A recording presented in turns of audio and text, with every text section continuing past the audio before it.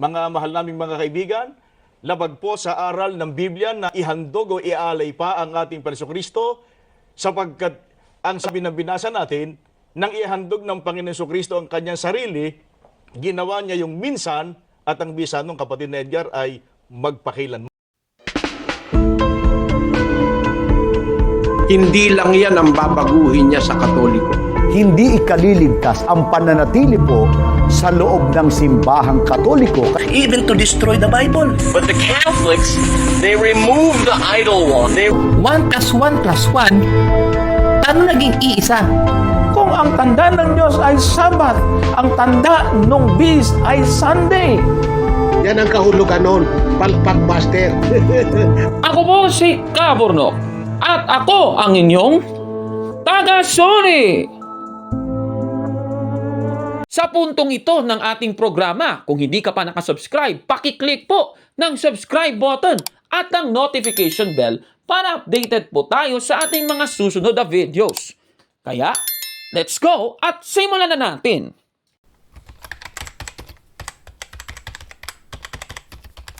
Magandang araw mga kabatid and welcome na naman po sa isang bagong episode ng Taga-Suri. Sa Juan 6:51, ang sino mang makakain ng tinapay na ito ay mabubuhay magpakailanman. Ibig sabihin, kung ikaw po ay kakain ng tinapay, mabubuhay ka po magpakailanman. Ibig sabihin, matatamo mo ang kaligtasan. Ang tinapay na ito, ayon sa talata, ay ang laman ng ating Panginoong Jesucristo. At kailan po ginagawa yan ng Iglesia Katolika? Tuwing misa, mga kapatid. Siyempre, sa Pilipinas, ang pamahalaan ng Pilipinas ay dapat maging pasakop tayo sa ating Pangulo, si Pangulong Bongbong Marcos. Siya po ang ating 17th Philippine President, mga kapatid. At alam niyo po ba ng ating Pangulo ay isang Katoliko, mga kapatid?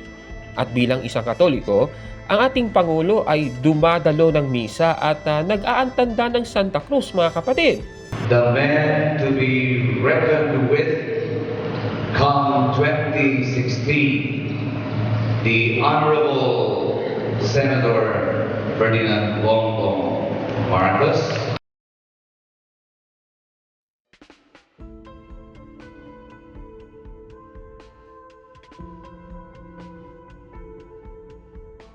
At kailan lang, dumalo po sa banal na misa si Bongbong Marcos para sa yumaon niyang tatay noong September 28, 2025 sa Batac, Ilocos Norte.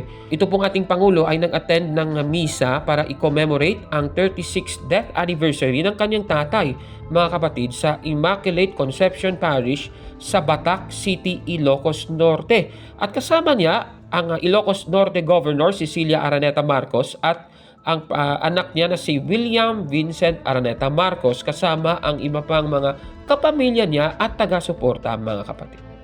Pero may naninira sa pagdalo ni Pangulong Bongbong Marcos at maging ng mga Katoliko sa banal na misa.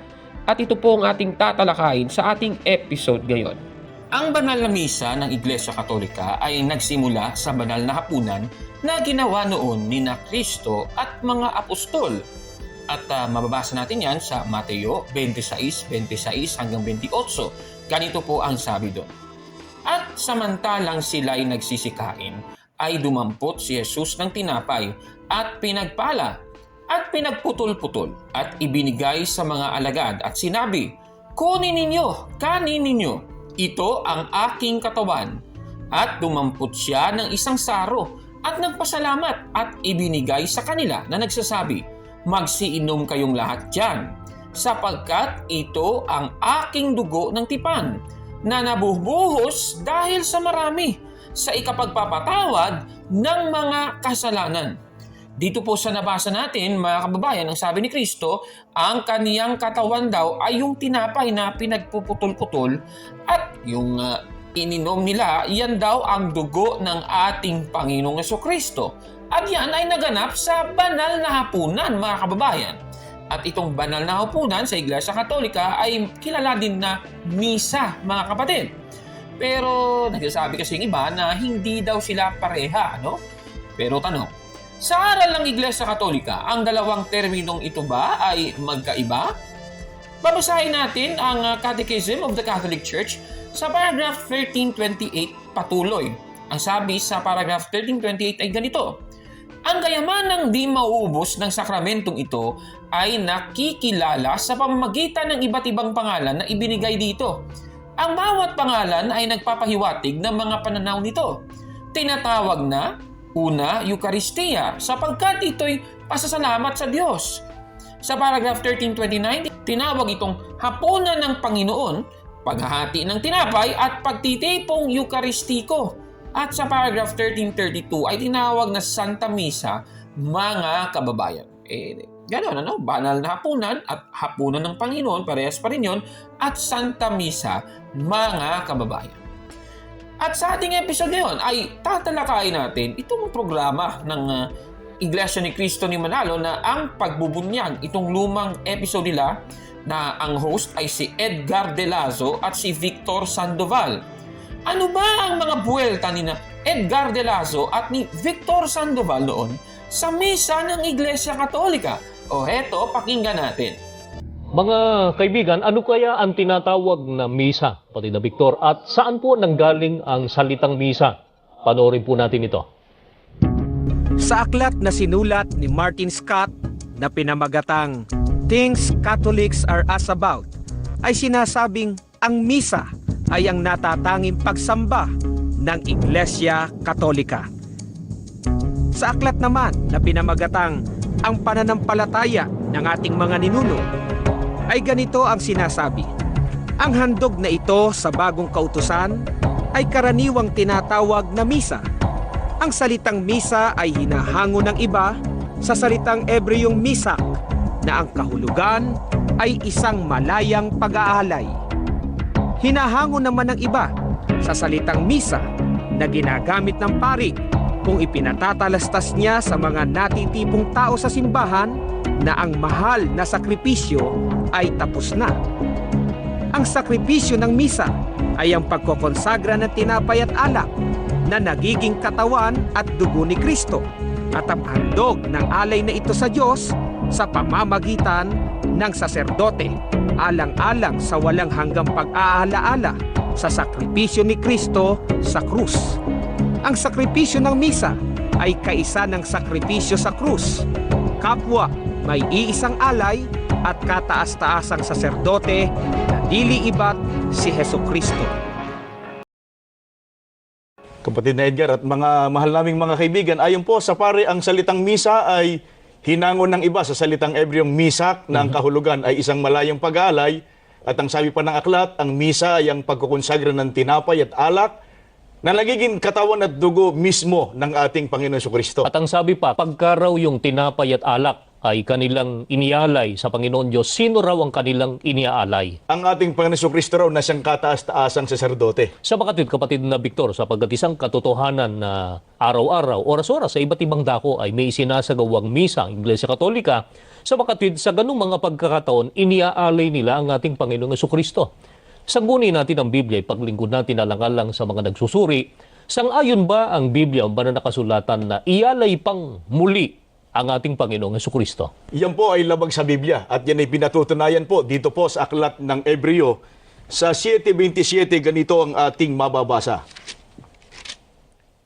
na hindi nangangailangan araw-araw na maghandog ng hain na gaya niyaong mga dakilang saserdote, una-unay patungkol sa kanyang sariling mga kasalanan at saka patungkol sa mga kasalanan ng bayan, sapagkat ito'y ginawa niyang minsan magpakailanman ng kanyang ihandog ang kanyang sarili. Mga mahal naming mga kaibigan, labag po sa aral ng Biblia na ihandog o ialay pa ang ating Jesucristo, sapagkat ang sabi na binasa natin, nang ihandog ng Panginoon Jesucristo ang kanyang sarili, ginawa niya yung minsan, at ang bisa nung kapatid na Edgar ay magpakailanman. Ayan, so napanood po natin si Edgar De Lazo at si Victor Sandoval. At ayon sa kanila, labag daw sa Biblia na ialay muli ang Panginoong Jesucristo dahil ito'y ginawa na niyang minsan at magpakailanman. At yung batayan, Ebreo 7:27. Tanong, totoo ba ito mga kababayan? Pagkatapos, meron po silang mga binasang aklat. Mga kapatid, ano? Sige, siguro, para masagot din ang tanong kung totoo ba yung kanilang pahayag, ay babasahin na rin natin yung kanilang ginamit na aklat. Ito, yung ginamit nila kanina, Things Catholics Are Asked About ni Martin Scott, S.J. Ito yung kinote nila, no? Ipapakita natin sa inyo. Ang nasa page 125, nakikita nyo sa screen. At ito yung kinote nila. The Mass is the distinctive act of worship of the Catholic Church. Ayan, nakikita nyo sa screen. Kung mapapansin ninyo, merong ... Ayan, nakikita nyo sa screen. Halata talagang may tinatago sila, no? Sige, ano ba yung tinago nila? Ito, ipapakita natin sa inyo. Yan ang kinote nila. Pero, meron po na sa umpisa at yung mga karugtong pa. Siguro, babasahin na rin natin yon at ililiwat natin sa Tagalog. Isa sa mga unang bagay na kinukutya ng Reformation ay ang misa. Ang mga sinasabing mga reformador ay nagpahayag na ang misa ay idolatria. Sinira nila ang mga altar, inalis ang pagkapari, at ipinagbawal ang pagdiriwang ng misa. Ang misa ay ang natatanging gawain ng pagsamba ng Iglesia Katolika. Ito ay ang pangunahing paglilingkod ng relihiyong itinatag ni Jesucristo. Sa nabasa natin, mga kababayan, klarong-klaro, ang misa po, yan daw ang pangunahing paglilingkod ng Iglesia na itinayo ng ating Panginoong Jesucristo. Klaro-klaro, ito ay ang pangunahing paglilingkod ng relihiyong itinatag ni Jesucristo. Yan ang sabi sa aklat, mga kababayan. Ngayon, ang tanong, kailan ba nagbabahagian ng pagpuputol-putol ng tinapay ang mga apostol noon ayon po sa Biblia? Pamasahin natin ang Gawa, Kapitulo 2, versikulo 46. Ganito po ang ating mababasa.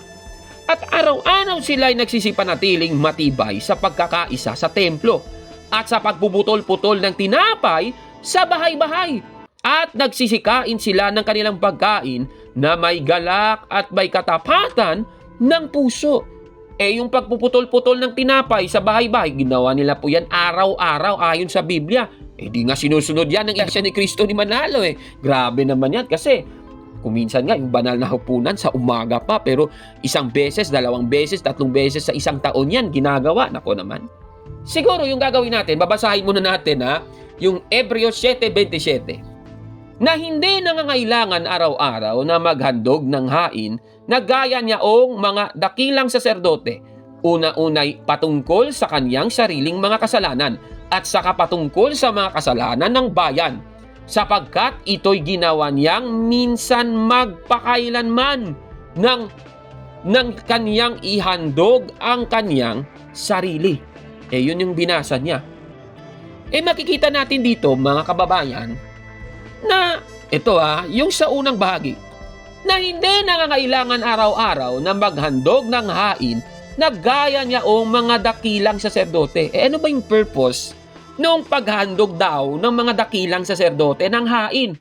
Sabi dito, una-unay patungkol sa kanyang sariling mga kasalanan at saka patungkol sa mga kasalanan ng bayan. Ibig sabihin, yung paghahain mo ng handog, para mapatawad ka sa iyong kasalanan.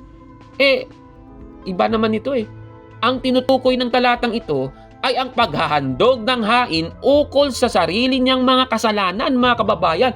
Pero tanong, sa misa ba, pwede ka bang kumain ng tinapay na naging katawan at dugo ni Kristo kung ikaw ay may matinding kasalanan? Hindi naman ganun. Wala namang ganun. Wala namang paghahandog nung tinapay dahil ikaw ay makasalanan. Wala namang ganung nangyayari, mga kababayan. At yan po ay mababasa sa Catechism of the Catholic Church, paragraph 1415. Ganito po ang mababasa. Anyone who desires to receive Christ in Eucharistic communion must be in that state of grace. Anyone aware of having sinned mortally must not receive communion without having received absolution in the sacrament of penance. Klarong-klaro po yan. Bawal ka pong kumain ng tinapay kung ikaw po ay may mortal na kasalanan. Klarong-klaro po yan. At biblical po yan. Unang Korinto 11:27. Kung hindi po nararapat na ikay kumain ng tinapay, magkakasala ka sa katawan at sa dugo ng ating Panginoon. At saka yung tinutukoy naman talaga ng talatang ito ay ang paghahandog ng hain noon ng mga Israelita noon para mabayaran ang kanilang mga kasalanan.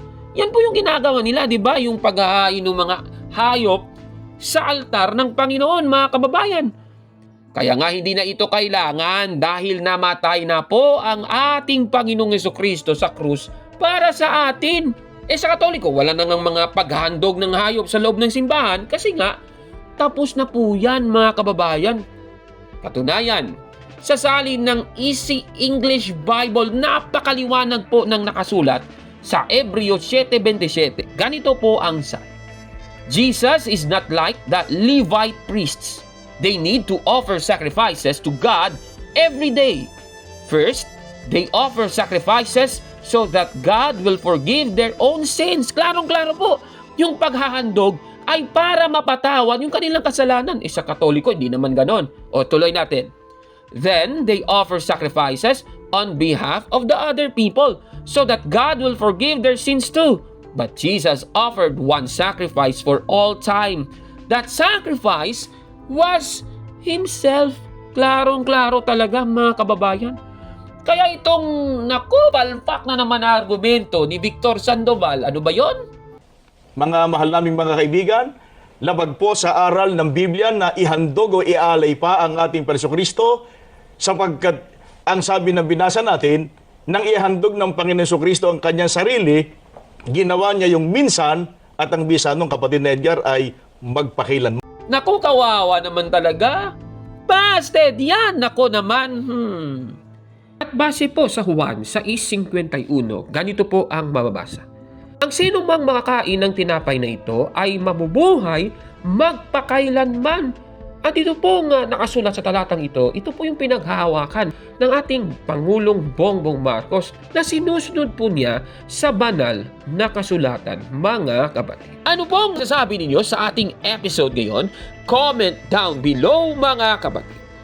At kung like mo ang video na ito, paki-smash ng like button at mag-subscribe sa ating YouTube channel. Sorry! Kaya, wag maniwala sa sabi-sabi. Check muna kung fact nga talaga.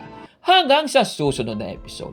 Ako po si Kaborlog at ako ang inyong sorry!